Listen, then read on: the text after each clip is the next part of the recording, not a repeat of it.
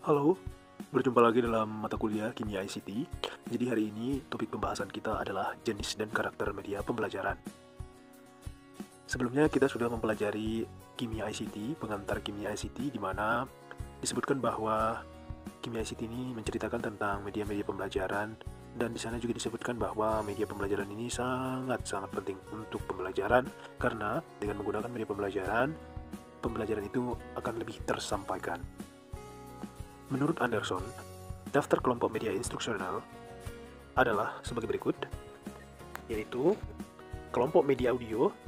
Media instruksionalnya terdiri dari pita audio, piringan audio, radio, rekaman siaran, dan lain-lain. Ini dulu ya. Kemudian media cetak, buku teks terprogram, buku pegangan, manual, dan sebagainya. Audio cetak itu buku latihan dilengkapi dengan kaset dan gambar serta poster. Kemudian proyek diam, visual, yaitu film bingkai atau rangkaian berisi pesan-pesan. Kemudian ada proyek visual diam dengan audio seperti film rangkai suara atau bingkai bersuara. Kemudian visual gerak itu seperti film bisu dengan judul. Visual gerak dengan audio itu film suara atau video ya. Kemudian ada benda nyata atau model tiruan atau mock-up. Kemudian komputer itu media pembelajarannya itu menggunakan komputer atau ICT yang sudah kita pelajari bersama. Jadi media pembelajaran ICT ini sudah mempunyai bagian tersendiri dalam media pembelajaran. Kemudian macam-macam media pembelajaran ini ada banyak sekali ya. Yang pertama, media pembelajaran berupa alat peraga ya. Contohnya adalah torso atau rangka tubuh, kit optik. Ini adalah berupa serangkaian peralatan ya untuk, misalnya kit optik ini berarti untuk optik ya.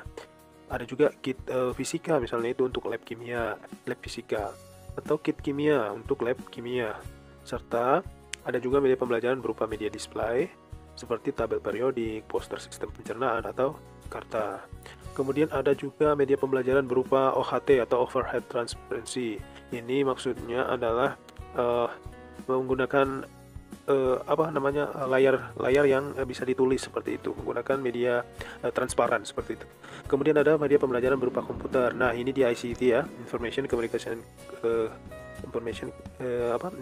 Communication and Technology, yang diantaranya adalah komputer sebagai alat bantu atau komputer sebagai multimedia. Nah, kemudian media-media ini apabila kita bandingkan punya beberapa kelebihan untuk media cetak ya.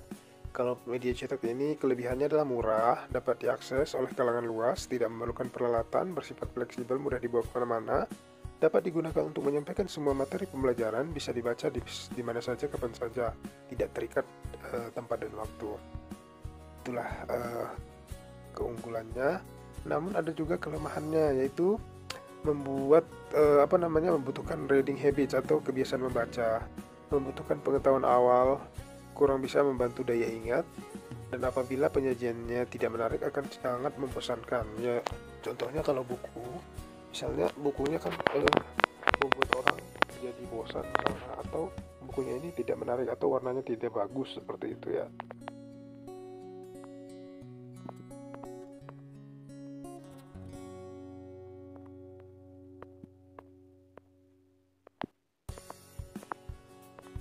Kemudian audio ya, media audio kelebihannya imajinatif, individual, relatif lebih murah, menggunakan mobile, dapat merangsang partisipasi ikut mendengar, sangat tepat untuk materi musik dan bahasa, mengatasi batas waktu dan ruang. Radio aktual, dapat menjangkau khalayak luas ya, dapat diputar ulang seperti itu. Nah, kelemahannya ada juga. Media pembelajaran menggunakan model audio ini disebut komunikasinya satu arah, kemudian abstrak, terutama berkaitan dengan angka, ukuran, dan penghitungan. Kemudian auditif, membutuhkan konsentrasi dalam mendengarkan. Radio tidak bisa diulang, kontrol ada pada stasiun radio dan cuaca kalau tidak pendengar beralih stasiun lain, seperti itu ya.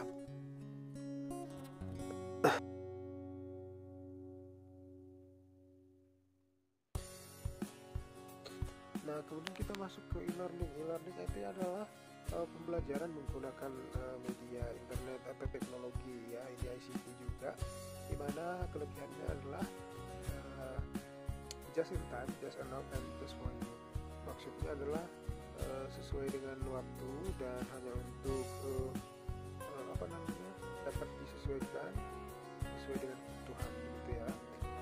Kemudian biayanya relatif pas gitu ya. Kemudian up to date ya, sesuai dengan perkembangan zaman. Untuk ini cepat, quick enable ini adalah maksudnya lebih bisa dikembangkan, kemudian tidak ada resiko, dan otomatis kalau kita menggunakan pembelajaran dengan e-learning ini lebih konsisten karena dia akan tersimpan selama-lamanya. Kemudian interaktif juga bisa karena bisa memberikan komen langsung serta bisa berkolaborasi dengan banyak orang. Kemudian sangat mudah untuk dioperasikan. Nah, kelemahannya tergantung kepada teknologi. Kemudian kadang-kadang tidak sesuai dengan sistem atau materi ajarnya. Kemudian tidak untuk beberapa guru atau misalnya pelatih itu tidak begitu nyaman untuk menggunakan ini. Kemudian beberapa kesempatan itu bisa saja tidak bisa berinteraksi ya, karena tidak ada masalah atau akibat dari itu misalnya. Kemudian mahal jika kita menggunakan infrastruktur yang terbaru gitu ya, karena dia akan lebih mahal sedikit gitu ya. Kemudian ini juga masih tergantung kepada bagaimana orang untuk mengoperasikannya. Sekarang kita masuk ke klasifikasi media ya. Klasifikasi media ini ada 3 klasifikasi. Yang pertama media visual, ketiga media audio, yang kedua media audio, ketiga media audio visual. Nah, berikutnya adalah tugas Anda semuanya untuk bagaimana sih sebenarnya pengertian dari klasifikasi media, yaitu visual, audio, dan audiovisual. Silahkan dicari penjelasannya dan ditulis dalam buku catatan untuk tugas kimia ICT. Terima kasih, salam untuk semuanya.